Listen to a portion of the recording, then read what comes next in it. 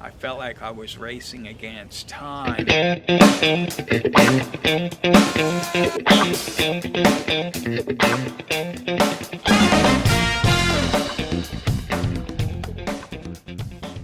I accidentally bought a 1969 Columbia 26 Mark II.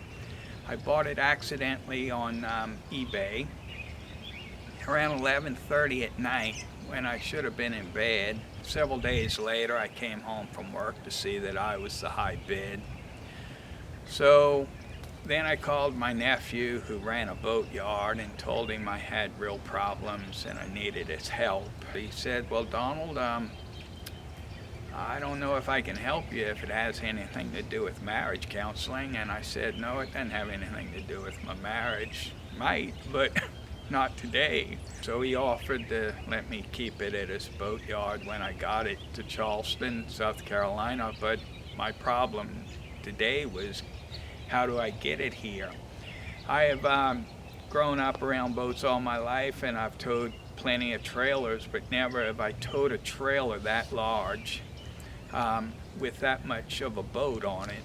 And so I did find it intimidating. But then I had another problem, is that when you buy a boat sight unseen, as is where is, that's a problem. And one of them was it was not on a trailer that was roadworthy. And so when I got up to Milford, Connecticut from Charleston, South Carolina, I had to get a tractor to get the trailer unstuck.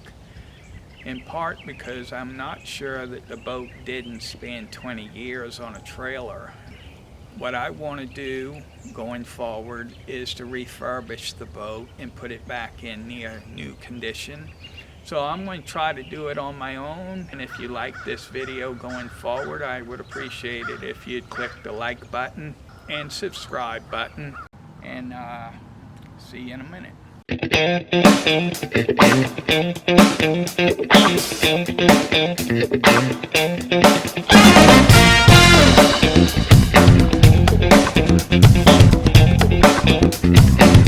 Before I really began this project, I decided to get a marine surveyor to come look at the boat, because the last thing I want to do is work on a boat that doesn't have good bones.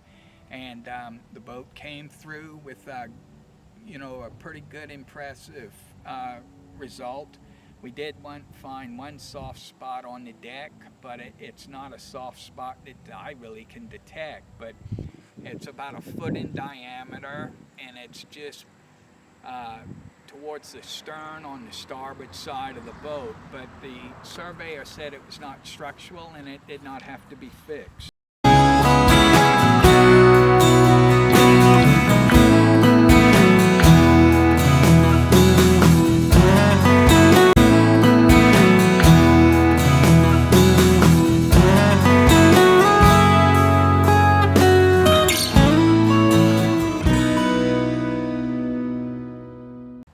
Mahogany wood trim that you just saw is about 95% of the mahogany that comes out of the boat.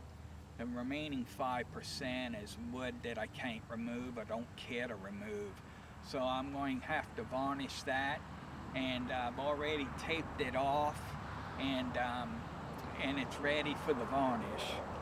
And so we're going to go up and go around the boat, and then we'll go up the ladder and look at the boat, and then go down below. The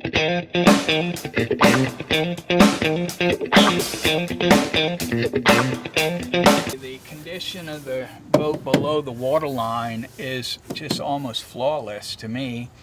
Now you can see some areas that need some work.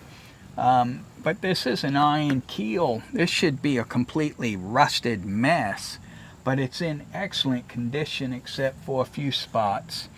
And so I think that's one of the reasons why I bought the boat. The previous owner said that he's redone this rudder, so hopefully it's in good shape. And this is where the outboard motor goes, and I hope to use it. instead of mounting it back here.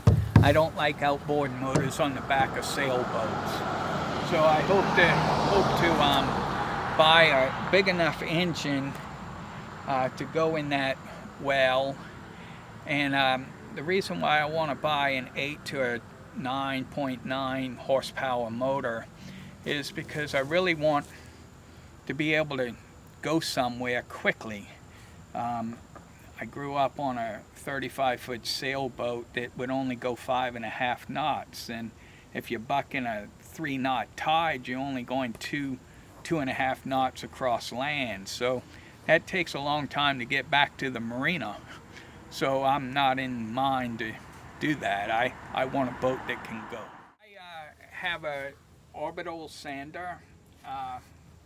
Forget what grit, might be 60 or 80 grit paper.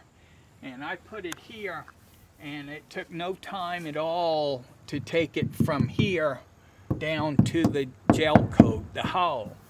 And I also noticed that the previous owner painted the anti-fouling paint about 1.5 inches above the boot stripe, or the bottom of the waterline. So I'm going to put the waterline back to here when I go back to paint it. But there's just no paint here, so I'm going to take it down to the hull, and I have notes on what this paint is. The owner told me the exact type of paint, and suggested that I keep using it. So I'm going to put the proper primer on and 2 top coats, and then I'm going to wet sand it and get it ready for racing, because my plan is to race this boat.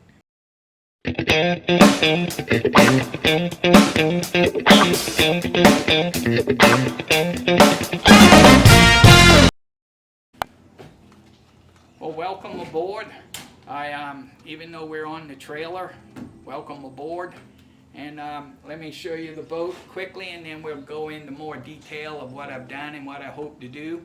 And so if you come forward, you have a galley, sink, and the ice box. And on the starboard side of the boat, you have where the 2-burner gas stove is, and a nice workspace here. So it is very dirty, but it's in the middle of getting cleaned up. You have a nice sofa bunk here, and you have a dinette here with the dinette table, and 2 seats here. What I think I'm going to do is I'm going to redesign that dinette table to come from here to there, and that way 2 people can sit here, and you can have a place to work or eat, but maybe navigate from, while at the same time I think it will open up this cabin, because this dinette table comes all the way over here. I think it will open up the boat more if I make the dinette table thinner and longer, to run from here over to here, coming out maybe about 1 foot. And it may even have a curve to it. But the dinette here takes up so much room, and you don't spend that much time at a dinette table. You can maybe put it in and take it out as need be. Might be a good navigating table and that type of thing. But I think I'm going to redesign the dinette table. Now come on forward, and to my left is a nice closet, and I'll get it cleaned up. To your right is where the head goes. Head goes here, so you have a little bathroom here with a private sink. Now we are in the forward cabin. I can lay down and fit in here, but it doesn't leave me much room. But the previous owner, by the way, was well over 6 feet, he told me, and he was probably 200 plus pounds. So when he learned that I was 5'6" and weighed 160 pounds, he said that, man, you're going to fit in that boat just right. So I'll get it all fixed up, and if someone wants to lay down, there's plenty of room to lay down. And you have a very nice sizable forward hatch. What I'm going to do is redo the forward hatch. But what I'm going to do is I'm going to put a hatch inside of a hatch. So I'm going to keep the original hatch, but I'm going to get a hatch that can open up on all four sides, depending on how you set it.